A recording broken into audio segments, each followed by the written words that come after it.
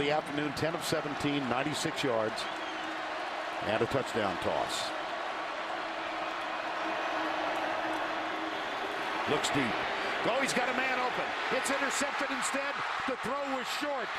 This is Clinton Dix.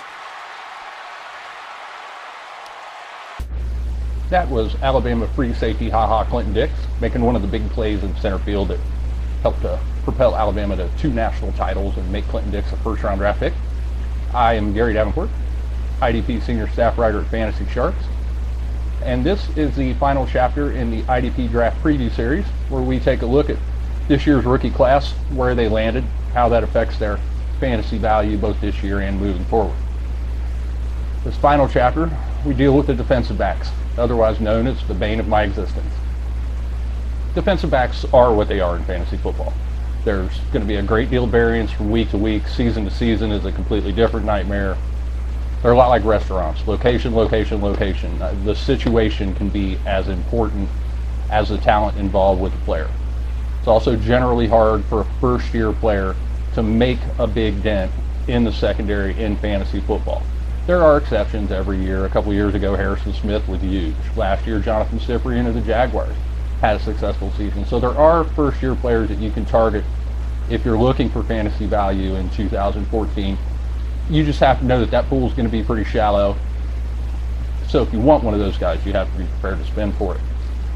Other than those guys, unless you're in a very deep IDP dynasty, I don't know that I can advise, even in dynasty leagues, spending a draft pick on a defensive back in the hopes that in 2016 he's going to blow up and be huge and it'll be fantastic.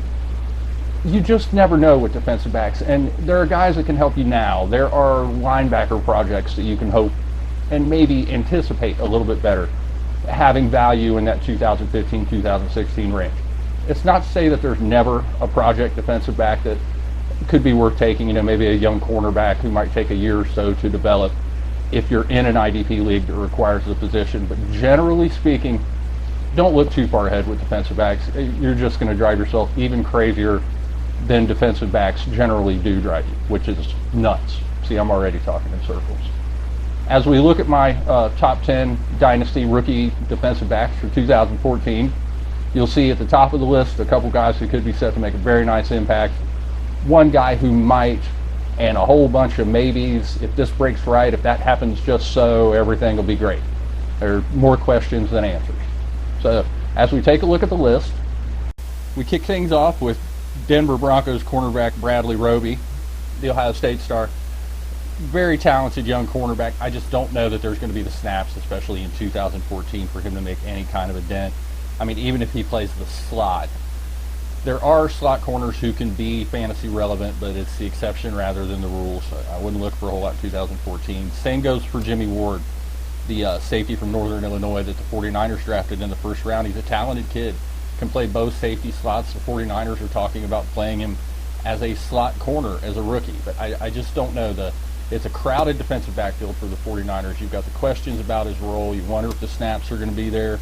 If you're in a deeper dynasty and you can hold for a year, maybe take a flyer late. Otherwise, I just don't know it's going to be there. Next up, we got Desmond Southward, young safety that the Atlanta Falcons selected.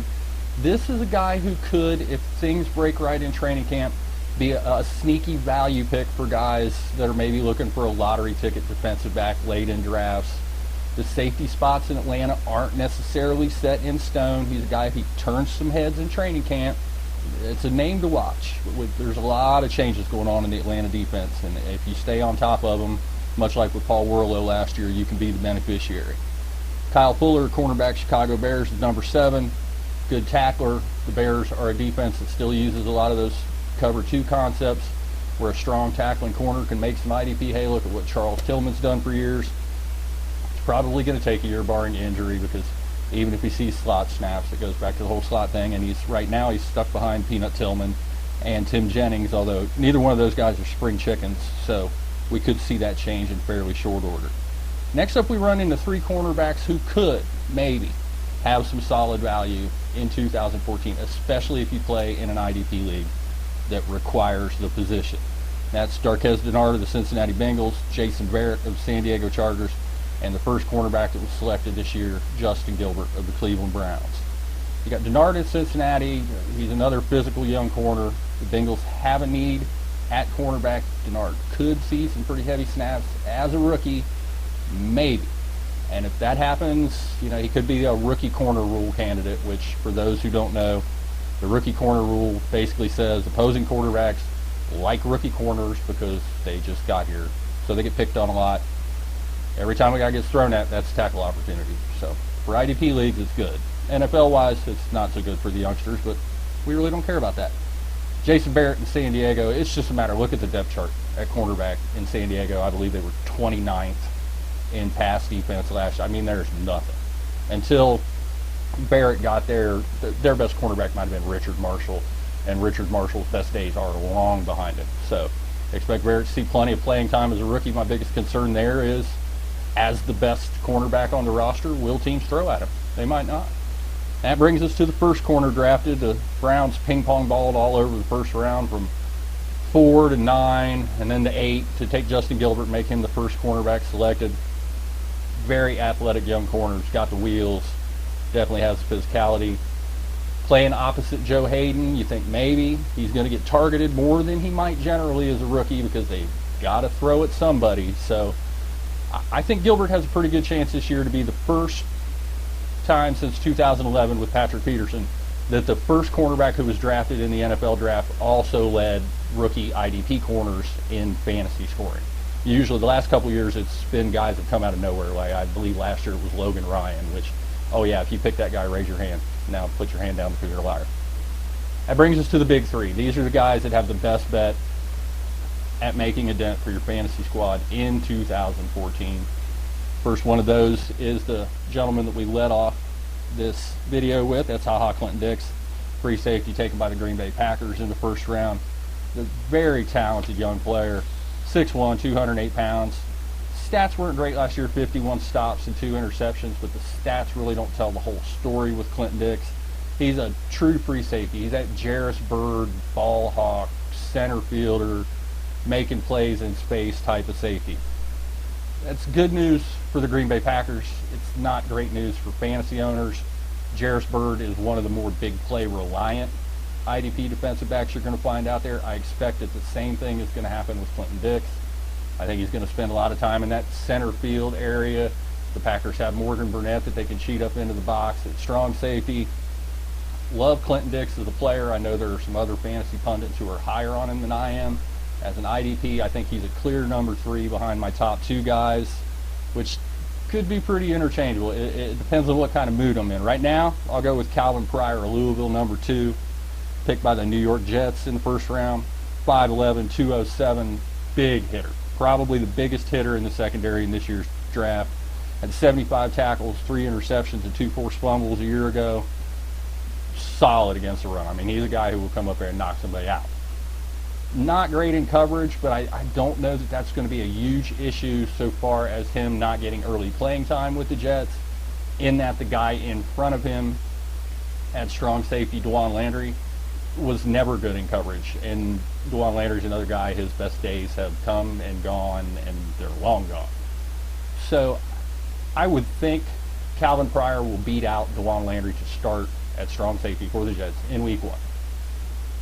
I can't guarantee it, if only because Dwan Landry is a capable, I guess, veteran safety who has a long history with Rex Ryan going all the way back to the Ravens.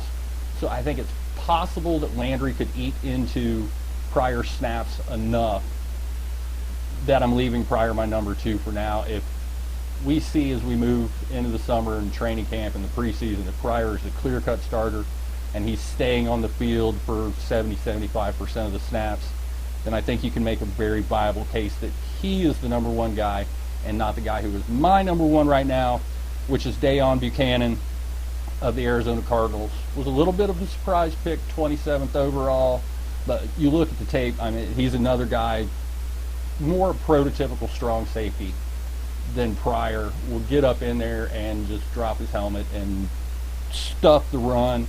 Mike Mayock actually said he thinks that he's bigger and faster than both Clinton Dix and Calvin Pryor.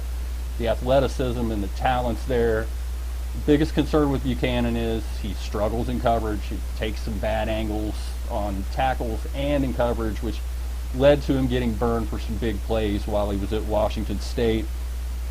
The thing is, much like Jonathan Cyprian last year in Jacksonville, I think Buchanan is going to be in a position where he's going to learn on the fly. He's going to learn while he's doing, because you look at the depth chart at strong safety for the Arizona Cardinals, and there's just not a guy there who's even close to being as talented as, I mean, Buchanan, as he learns, is probably better than anything the Cardinals have on the roster right now at strong safety.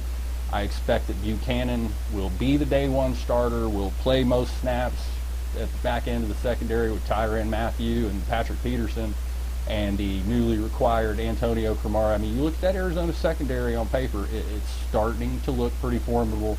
You can tell that they're very much trying to fashion themselves after the Seattle Seahawks. Arizona's general manager come out and so much has said that Buchanan is their answer to Cam Chancellor. If they use him in that fashion, there's going to be opportunities for fantasy production.